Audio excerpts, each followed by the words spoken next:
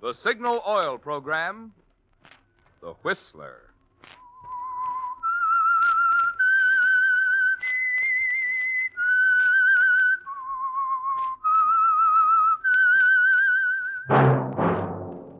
That whistle is your signal for the Signal Oil Program, The Whistler.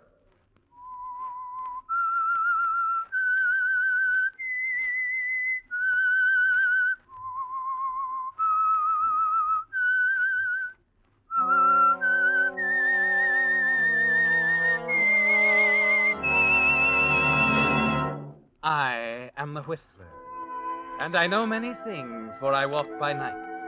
I know many strange tales hidden in the hearts of men and women who have stepped into the shadows. Yes, I know the nameless terrors of which they dare not speak.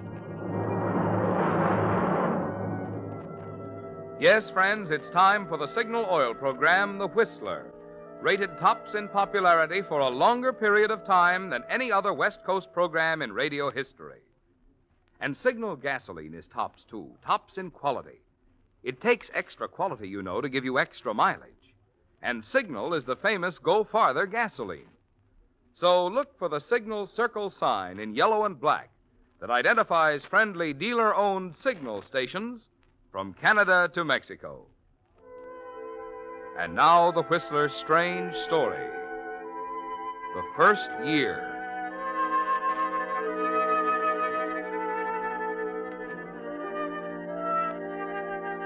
The story of Lydia Winters falls naturally into two parts, separated by exactly 1 year, almost to the minute.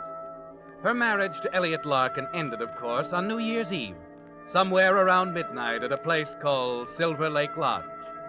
The circumstances surrounding its ending are a matter of record now in the files of the police department, Homicide Division.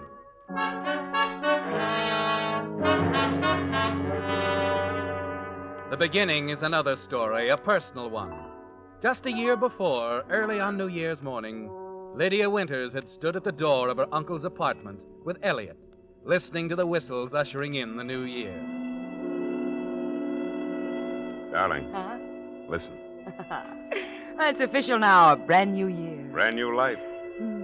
I better go in now, Elliot. Look, Lydia, let's go together. You can speak your piece and I'll back I've you up. already told you I want to talk to Uncle Philip alone, darling. Oh, but why waste New Year's Eve? Good Lord, woman, it'll only take a minute to I tell love the old you, boy. dear, and I'm going to marry you. But you might as well learn right now when I make up my mind, I mean it. So Marty tells me. Poor Marty. Yeah, poor Marty. Looked like you hit him with a poleaxe when you told him tonight. He'll get over it. They all do. I wonder if we will. Maybe. But it'll be fun while it lasts. Lydia, why are you marrying me? Oh, you dance well, you're good looking. You have charm of a sort, and of course, My money. your money. I'm tired of depending on Uncle Philip, Ah, you're a worldly woman. but very practical. Kiss me, darling. Good night, Elliot.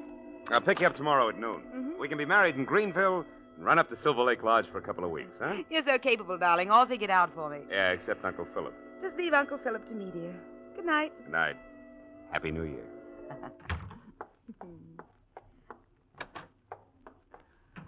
Well, Uncle Philip, Oh, it's you. you old darling, waiting up for me? There's a very good reason, Lydia. I want to talk to you. Seriously, for once. Oh, and I know just what it's about. You don't approve of Elliot, do you, dear? You think he's a fortune hunter, irresponsible, unworthy of me. And I'm so hard and thoughtless and gullible. You through? Yes. Good. Then please understand this. If I have any concern about Elliot Larkin, it's on his account and not yours. Is that so? Exactly. In the proper hands, he might understand you, grow up into a decent human being. With you, he hasn't a chance. Now, wait a minute. If you think you can Well, tell let me... me finish. That's beside the point anyway. You're just like your mother was, Lydia. The same selfishness, the same abysmal ignorance of the true meaning of marriage. You're not in love with this man. He's not in love with you.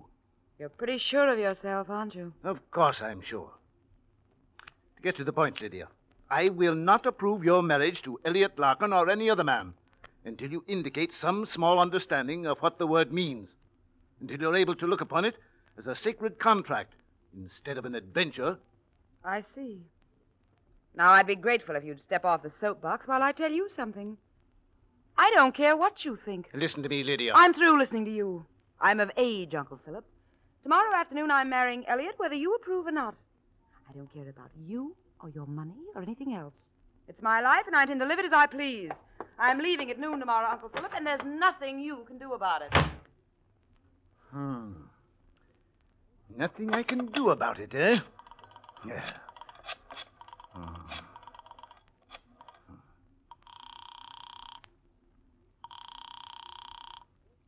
Hello? Ballinger? Yes? Phil Ridgely. I hate to get you up, old man. Oh, not at all. New Year's, you know. We're having a little party. I want to see you right away, Ballinger, about my will. Oh. How about tomorrow morning? I said right away. Now.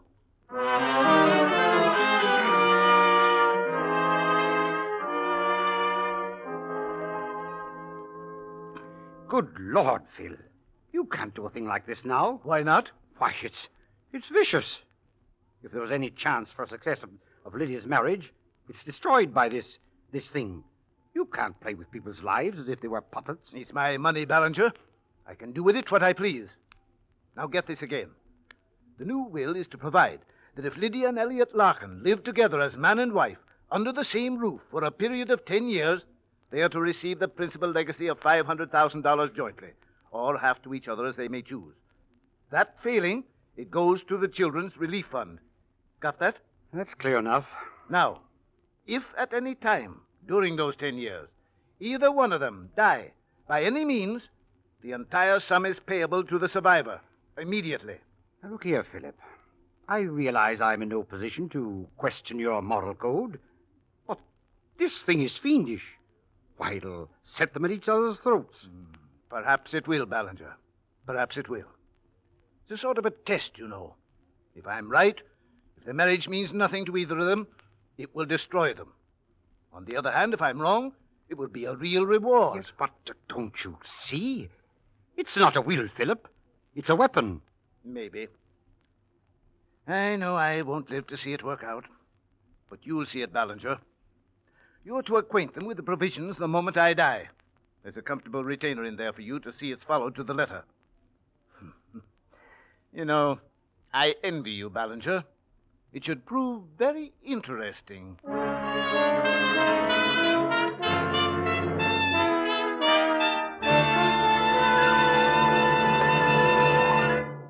With the prologue of The First Year, the Signal Oil Company is bringing you another strange story by The Whistler.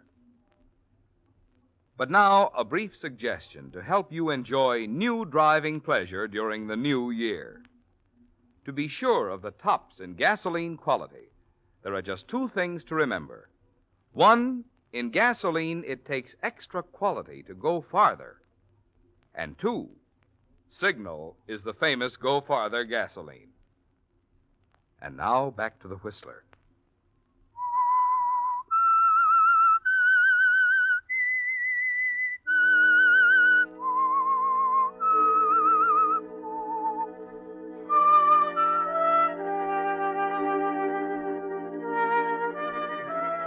Yes, Lydia, it began on a New Year's Eve at a party with Elliot Larkin, when suddenly, impetuously, you decided that here was the answer to Uncle Philip's tyranny, an avenue to freedom. And it's worked out fairly well, hasn't it? It's not a storybook marriage, of course, but you didn't expect that.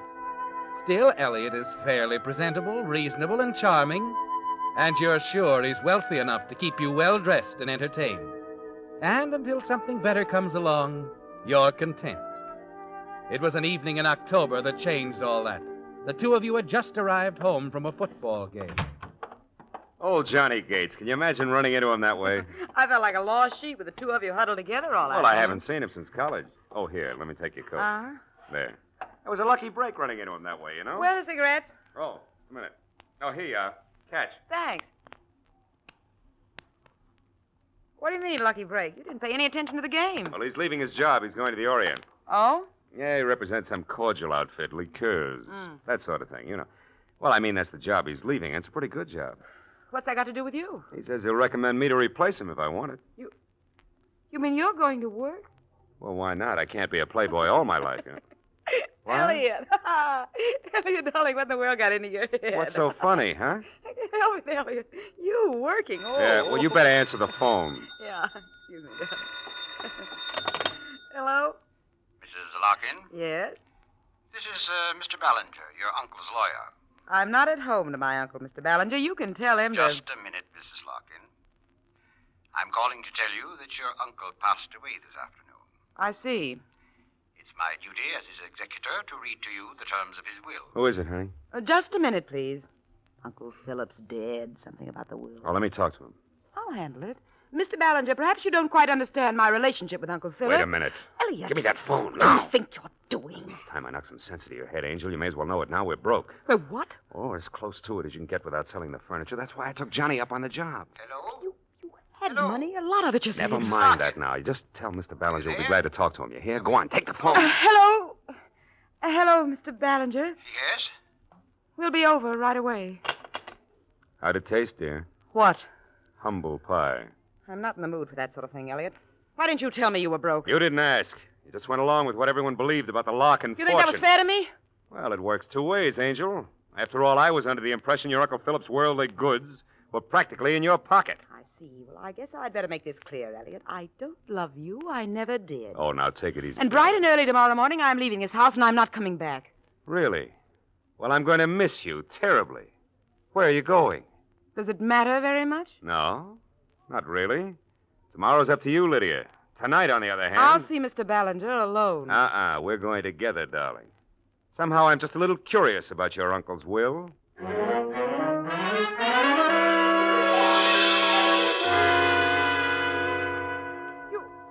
You mean this thing forces us to love each other? More or less. That is, if you want the money. You will live together under the same roof for 10 years. Yes, I heard it the first time, Ballinger. Now, are you sure it'll hold up under probate? It's quite legal, if that's what you mean. Naturally. You didn't know Uncle Philip very well, Elliot. Most efficient man in the world. Well, that's it. If there are any questions, Lydia? No, it's all very clear. Well, come on, Elliot. Well, then, good night. Good night, Larkin. Night. Amusement, Elliot, or the beginning of hysteria? A little of each, I suppose. You know, you must admit the old boy had a sense of humor. Must I? 10 years, 9 to go. Well, I guess there was a time when I'd be willing to do anything for $500,000. Right now, I don't know. It won't make any real difference, Elliot. I want that money. You live your life, I'll live mine. No questions, no answers. Except to the watchdog. Ballinger? Yes, we can handle him. I suppose it's worth a try. All right, dear. What's the first move? Your friend, Johnny Gates. Johnny? You'll need that job now. You have a wife and home to support. Remember?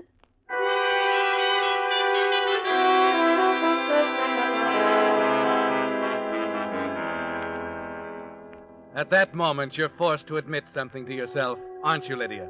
That Uncle Philip was right. That your marriage to Elliot Larkin is a farce. A hollow, mocking thing that was never meant to be. And there's something else, Lydia. The strange will. As the weeks pass, you know it for what it really is. An instrument of torture. A weapon striking back at you from the grave. Yes, Uncle Philip might as well be alive and laughing at you, telling you that you can't win. But through it all, you're determined that somehow, some way, you'll defeat Philip on his own ground. Then on New Year's Eve, the night marking your first year together, Elliot calls you at the apartment. Yes? Lydia, I thought you might be interested. I've got that job. Johnny's? Yeah, he's giving it up, leaving right away. Oh, nice. Tonight I can drink champagne that's paid for. Oh, about that. I won't be able to make dinner until later. I'm helping Johnny celebrate. Oh, don't worry about that. I meant to tell you we can skip the dinner plans. I'm meeting Marty Bell at the Zebra Club. Marty Bell, huh? Well, true love never dies. Good old Marty. Don't tell me you object, darling. I'll see you tomorrow, Elliot. You'll see me tonight if you insist on going there with Bell. I'll come down to the Zebra Club. And what? Don't play the jealous husband, Elliot. That's really overdoing it. Goodbye. Lydia!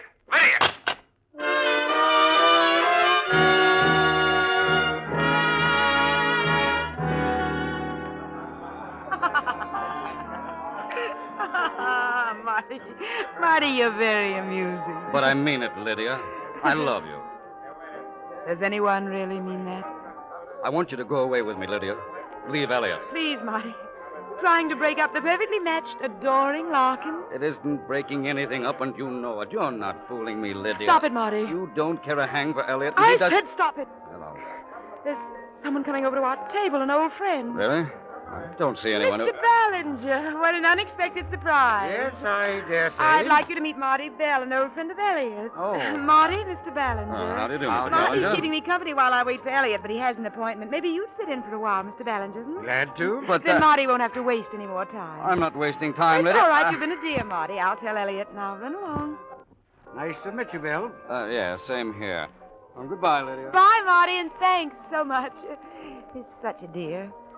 Lydia, I've been intending to bring this up for some time. I've been disturbed about things that I've been hearing. Things? What things? About you and Elliot. Oh? You know, when there's any sign of trouble between you, you're on dangerous ground. Why, Mr. Ballinger, I don't know what you're talking about. We're getting along beautifully. Where is Elliot, Lydia? It's New Year's Eve. You two should be together. Well, of course we should, but the night's only beginning, Mr. Ballinger. Why, I talked to Elliot only a little while ago. He's going to be here. Do you mind if I wait? I know. I'd appreciate it if you would. Wait, there he is now. He just came in. Would you excuse me a minute? I'll tell him where we are. Excuse me? Well, sure. Would you let me through, please? Oh, sure. I'm sorry, lady. Pardon me, It's please. okay. Elliot! Oh, there you are. Where's Marty? I want to talk to He's him. not here, Elliot. Come over to the table with me. He ran out, huh? I sent him away. Ballinger's here. Ballinger? Smile, darling. He's looking right at us. What? Oh. Would you let us through, please? Yeah, excuse us. Won't Thank you? We're sorry. Thank you. Right here, darling. Right here. Well, here he is, Mr. Ballinger, my stray lamb. Dear, you remember Mr. Ballinger? Hello, Larkin. Yes. How are you, Ballinger? Sit down, my boy. I just ordered a round of drinks. Why, how nice. If you'll permit me, I'd like to offer a toast on your anniversary. 1 year, isn't it? That's right. One beautiful year. Yes. Well, we can drink to that, and, of course, to your future. May you remain as happy as you are tonight.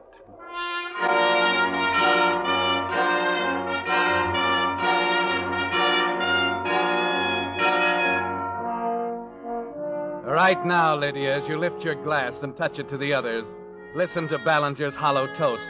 You realize that this can't go on, that 9 more years seem impossible. But it's impossible, too, Lydia, to sacrifice the money, isn't it? The money. The defeat of Uncle Philip on his own ground is uppermost in your mind. All you can think of an hour later as you sit beside Elliot in the car. I hope Mr. Ballinger doesn't think it odd, our leaving so early. I explained to him. I have to drive a friend to the airport. Oh? Johnny Gates? Yeah, he's flying to Seattle on the midnight plane. What I didn't tell Ballinger is that I'm going, too. You're what? Got my ticket, suitcase in the back. Elliot, you can't do this. Why not? Because of what it might mean. Ballinger's suspicious now. What'll he think when he hears you've gone flying off somewhere on our anniversary? Does that matter? Of course it matters. He's got the power to cancel everything. You can't do it, Elliot. Wait a few days at least. I'm sorry. It's my first assignment on the new job. Company expects me to wire them from Seattle in the morning. Why did you agree to such a thing? Maybe I've had all I can stand, Lydia. For $500,000, don't be a fool, Elliot. Look, I'll do anything you say. I'll stay away from Marty. Anything, Elliot, just give me a chance. Well, another helping, huh? What? Same humble pie. Oh, Elliot, please be reasonable. Oh, Johnny's expecting me. Lydia, I don't see how I can change things now. I'm supposed to be there. There must be a way, Elliot. You'll regret this yourself. I know you will. Well, I wonder. What? What are you thinking? Maybe Johnny can help us. Come on up with me. We'll talk to him.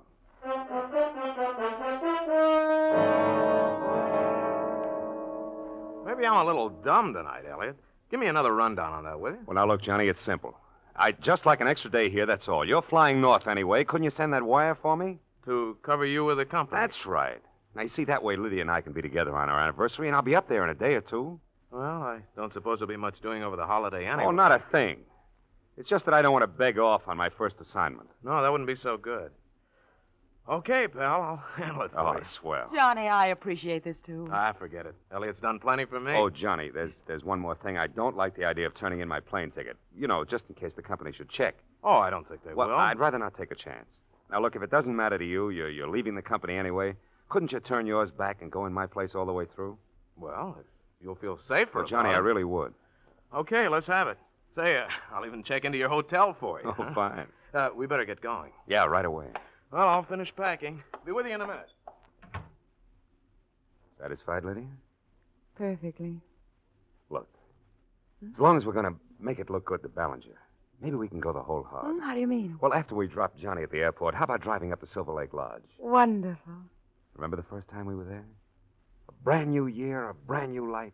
I remember it perfectly, Elliot. I'd love to go. I think it's exactly what Mr. Ballinger would like.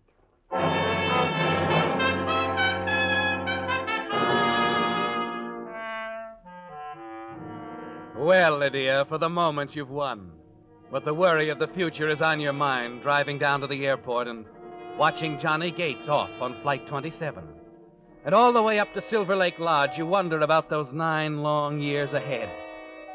It isn't going to be easy, Lydia, but somehow you're determined to make Elliot continue to see it your way. A few miles below the lodge, you ask him to stop at a roadside store. Sounds like they're having quite a time down in New Orleans. Yeah? I just want to get some cigarettes, Elliot. I'll be right back. Take your time.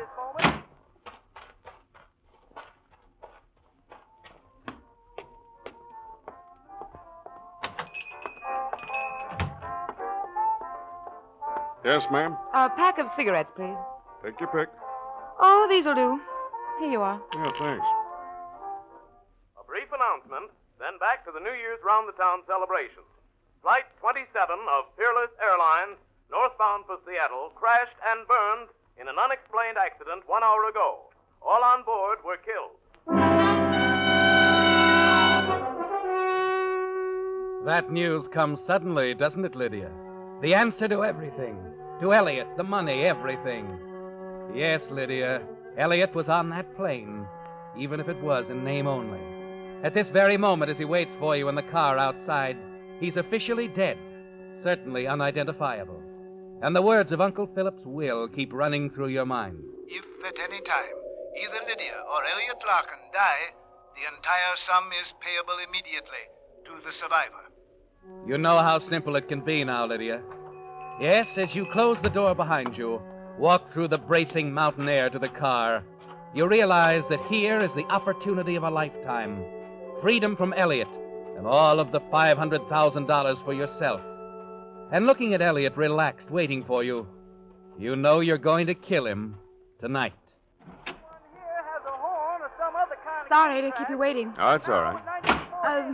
Just as I went into the store, there was some sort of news flash on the radio. You hear it? Newsflash? No, some other station, probably. Yes, I suppose so. Hey, I was enjoying that. New Year's Eve in New Orleans. Please, I'd like it quiet. We'll be up at the cabin in a few minutes. Right now, I want to think.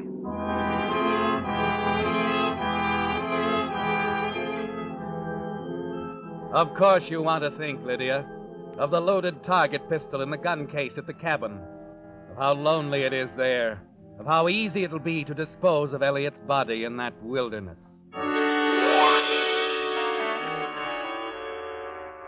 Less than an hour later, you're at the cabin, ready to put your plan in operation. The pistol is just beneath your hand, stuck between the sofa cushions as you sit before the fire Elliot has built for the occasion. You steady your nerves and... Elliot, Just a minute, dear. I'm fixing the drink. hurry it up, will you? You're tense now, bracing yourself. You'll wait until he's moved around and is standing right in front of you, holding the drinks on the tray. That way it can't go wrong.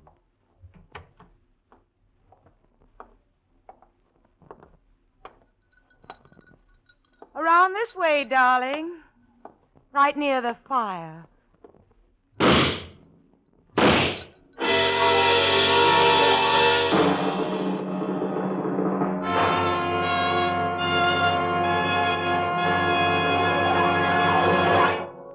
The Whistler will return in just a moment with the strange ending to tonight's story.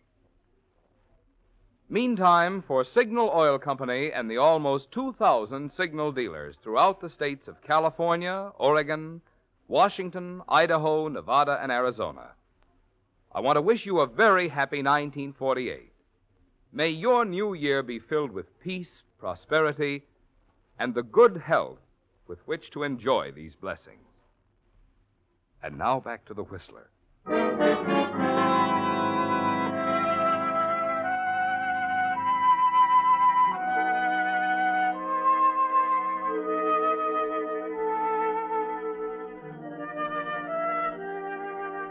Yes, the marriage of Lydia Winters Larkin ended in murder on a New Year's Eve at a place called Silver Lake Lodge, where she and her husband Elliot had spent their honeymoon just a year before.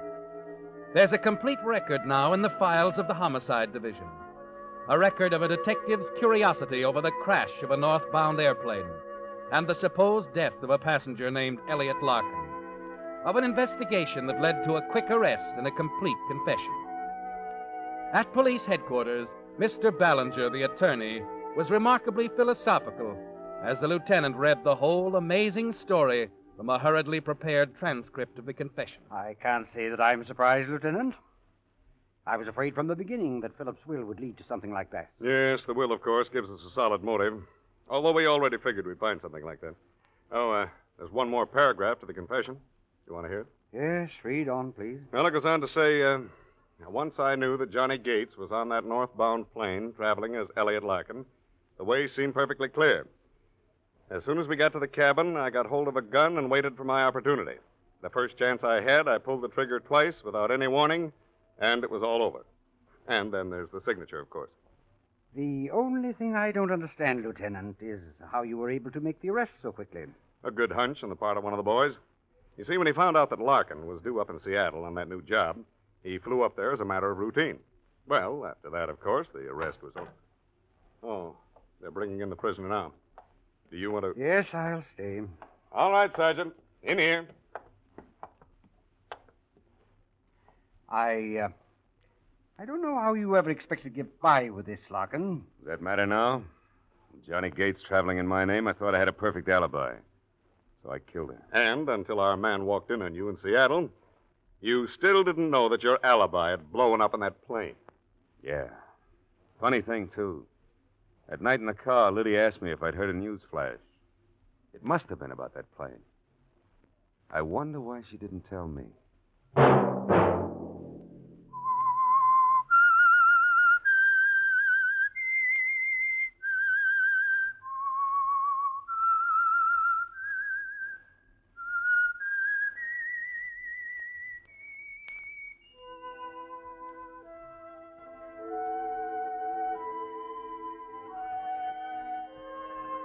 Let that whistle be your signal for the signal oil program, The Whistler.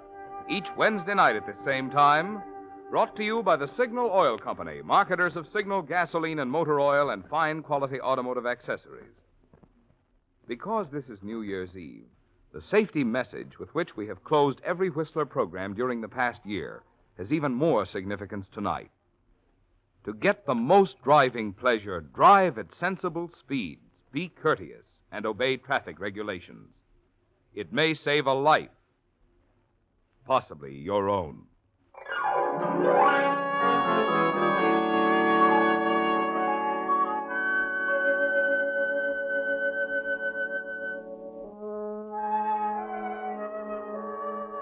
Featured in tonight's story were Betty Lou Gerson and Gerald Moore.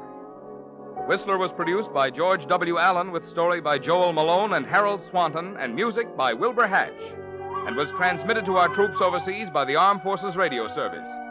Next Wednesday, for a full hour of mystery over most of these stations, tune in a half hour earlier. Enjoy The Saint as well as The Whistler. This is Marvin Miller speaking. This is CBS, the Columbia Broadcasting System.